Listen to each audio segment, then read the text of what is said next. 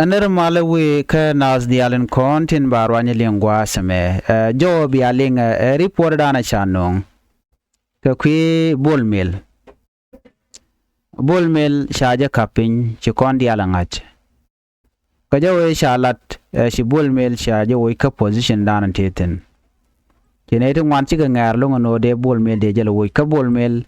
ram kel mi mark ne wuri shalga me kir mi yadi dong shaja de lo woch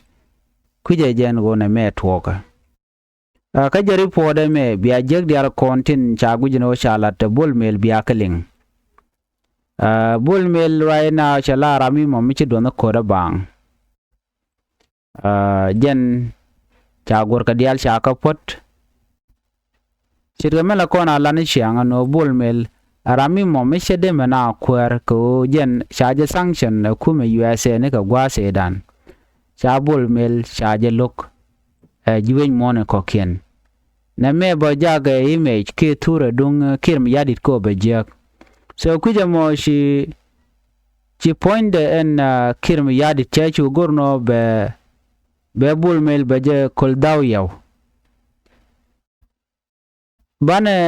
jelin ka jan la ramen wo Bol Mel cha jien tamalo chalo ngut ka position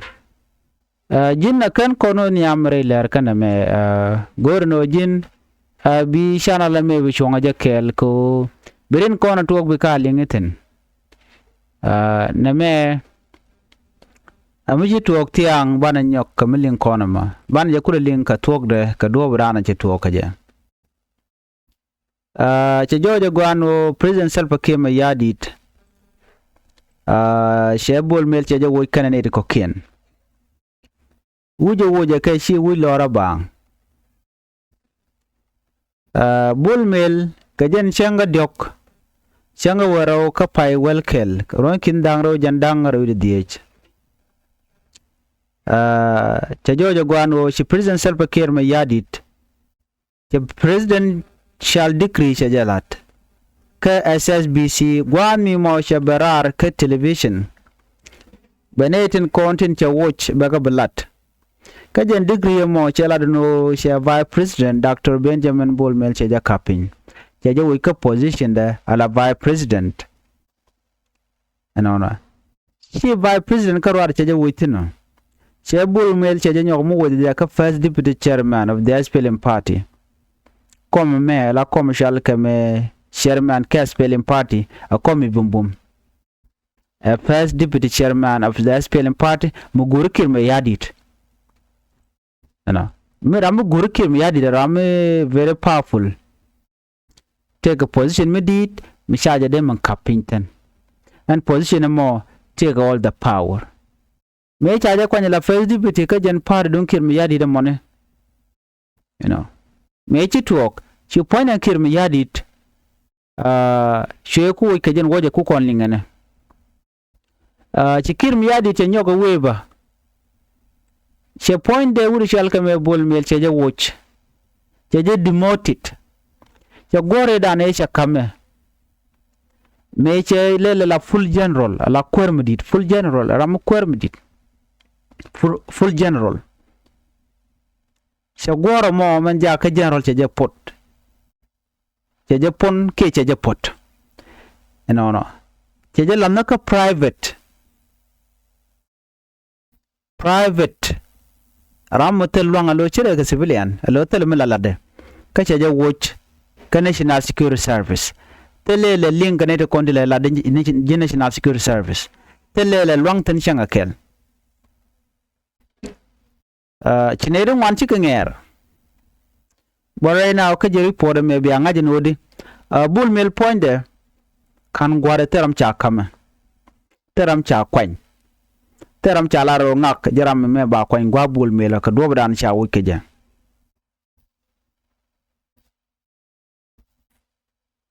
Bol Mel jeg dial kon chalat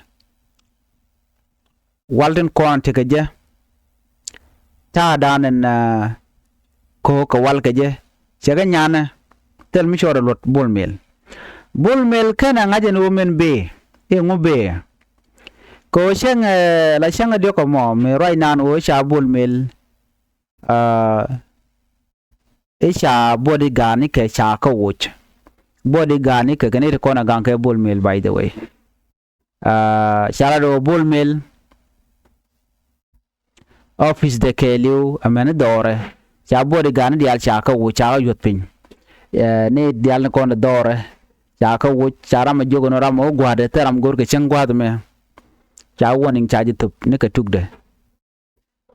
chwa security officer chwa ka assign ka dor dan teten andor cha ka nang tino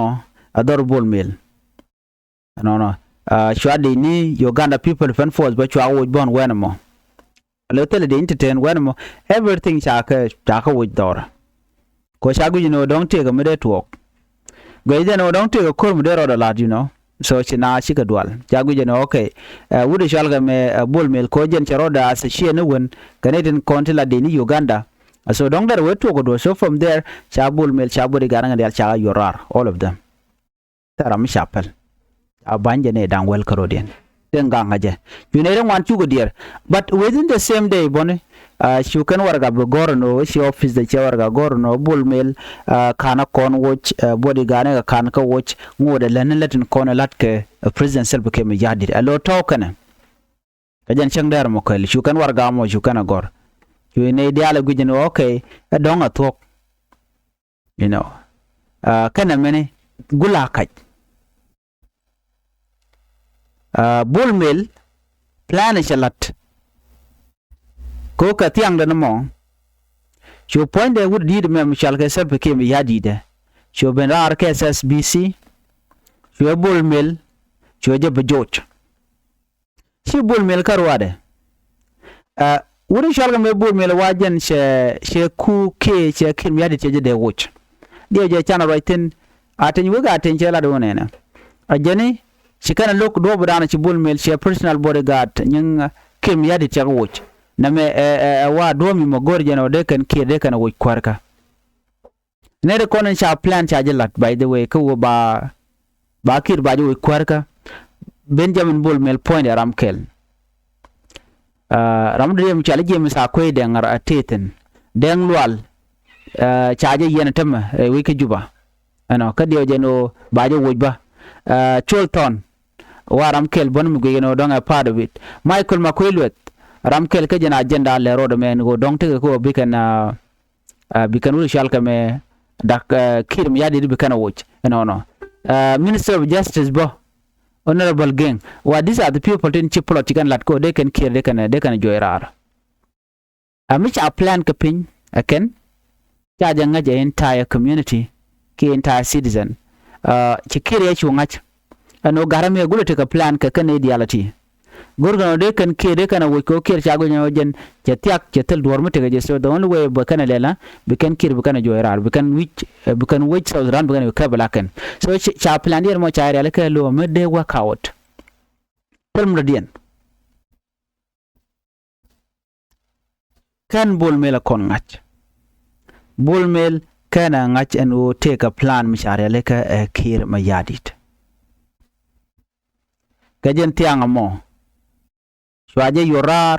ka shwan je kwardial shwa ka kaf kan dial ka shwa ka wuch wona ka ramad la Addis Ababa to mala kwer dinijen ke governor dung South Sudan bang kwadul yon men dinijen Addis Ababa to again dolbar ya dolbar jenna ramkel kanira to gwade dana chikim yadi theodor chetuptin ano bane diale ba which cause ramadana kudu diale kuka plan by the way again Bol Mel at diality mishi kim yadi tungaje no take kum gorke ba plan Bol Mel then chagoro be Bol Mel baje parar again mukulu take degree shali ngono ci Bol Mel chaje yorar tama chaje demote ka general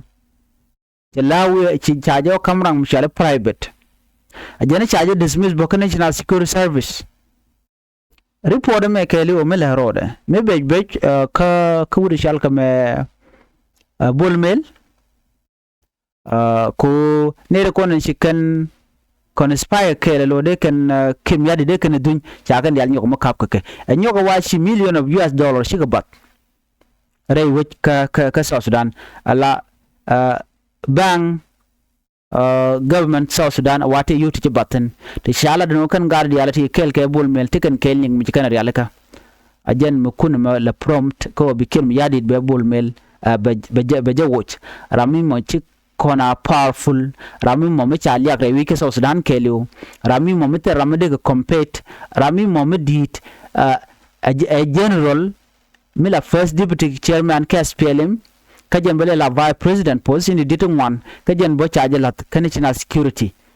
kel yadit was testing this man sia wona la to ke we da won ke je bayani min no dong der ngaje gwanu go mi to go puje no Bol Mel luren je no bala kwerme go aki be di jeg bakalat and then she kire shu ngaje no this guy was planning something so am plan na mo en Bol Mel can succeed sa chu weekend dial she president self became a yadit ya Dr. Bol Mel can senior members nitin kontika kel ke Dr. Bol Mel chegan ya chu yorar wa dio jeno to disagreement etin ka kwi liet ko wa la liet oya revenue management no mitipin point den wudo me mishal ka me Bol Mel wa te yutu ngwana chi bat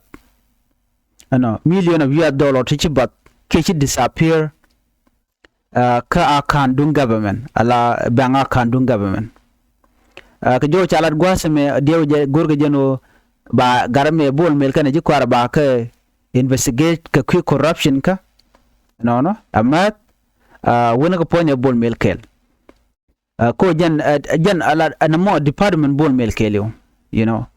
di na ngaje no mi dan chana eling no report sha no US United Nation and will take a corruption mishalat ka sha bol cha je sanction tin anamone so ne me she ke go no wi gwala yar and iten corner de kel keje don we belel berama mo chimi jek chalat ko ngeje bani min he cannot get away with it the only way chero dem bara be ba kompin ko ne me ore cha ngai wi mon che ke del wanga kompin so che go be Bol Mel ba je yen and then by investigation ba je lat bu Bol Mel baro do defend rate reality so ne me mi choro lat ko Bol Mel me chala no jen she million of US dollar she ka yar ka road project wona ke infrastructure la kre wi South Sudan ka jen Bol Mel bo jaram dana rieng she mane kirm yadit ba no jagu jeno tedi ale kon le de ku benefit kirm yadit but that was not the case by the way she point and self kirm yadit jagu jeno ba na ngare ka Bol Mel cause right now to dialogue ka nakaja then chai gujeno Bol Mel ko rami mo dongoro be kir be je duñ ko kom ci de me dana sha mu ka powerful role mi dire long mi moteram perken no ano dong de je la we yor dor ntame bulo nyuri jena la ram tel milot tel ram ngaje nobody know ajen la chal ke no kir is unpredictable the way he does thing nobody know how he made his decision how he reshuffle ramo ko influence ramo mo me jogo mo lam no malele nobody know so me joje tema bana ngaje no ci Bol Mel jele tel gu tel dor changa kel tel shap long e dane te gaje shala zero tel power right now 1 degree karwade yor ni je pink lep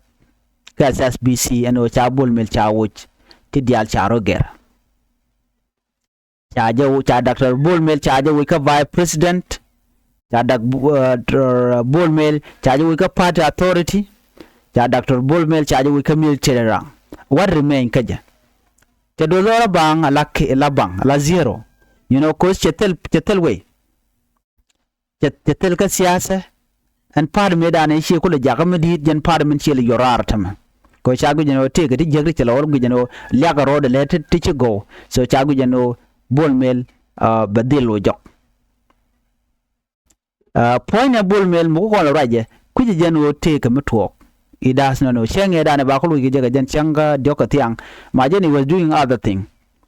te ka ne jengna ken chiga je ken Somalia ambassador wudi shale Jamal Asen Khalif no te ka to ko kan galat ka kwi nyagat ka kene ku economy ka ko de corporate kum South Sudan kene kum Somalia de let kel. This was the thing ten kon let kenka completely unaware that he was about to lose everything that evening. Kui jeno but ti diala kona tit and power ti keje roja je kui jeno be diale bi keje. So udu shalka me Bol Mel che quit and wo take me be keje. He does not know.